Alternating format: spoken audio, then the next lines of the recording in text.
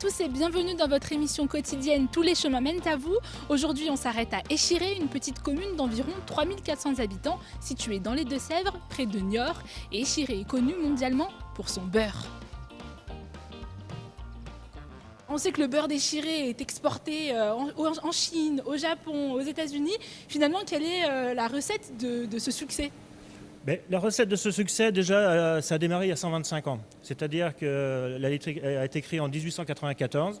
Et ce qui fait la recette et la qualité du beurre d'Échiré, c'est qu'on collecte le lait tous les jours. La crème est mise en maturation.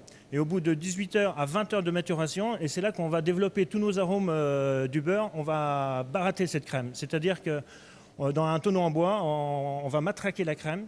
Et de l'état de crème maturé, on va passer au beurre. Donc vous travaillez qu'avec des producteurs locaux ?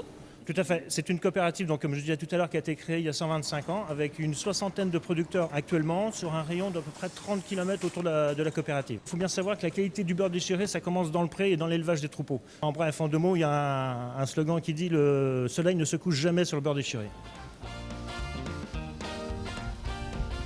Nous sommes sur la Sèvre niortaise, au lieu-dit Murset, et nous sommes à 158 km de l'océan Atlantique. Et du coup, pour se rendre au château de Murset, on est sur un bateau à chaîne. Il suffit de tirer sur la chaîne, et quand la chaîne est tendue, le bateau avance.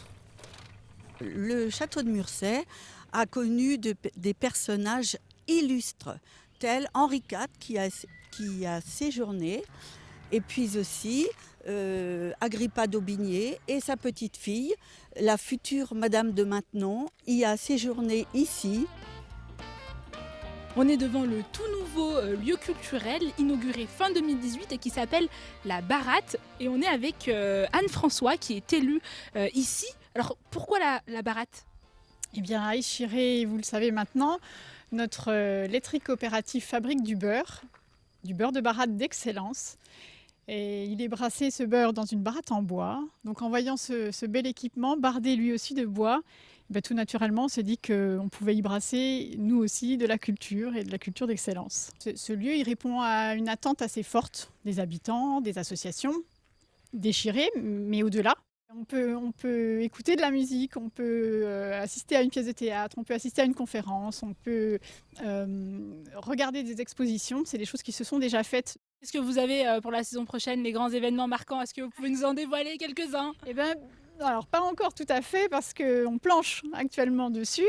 Ce que je peux vous dire, c'est que cette saison qu'on prépare, elle va être assez éclectique parce que justement, on l'a construit avec tous les partenaires du territoire. On reçoit en octobre le collectif de musique Coréam, donc groupe de Nouvelle-Aquitaine.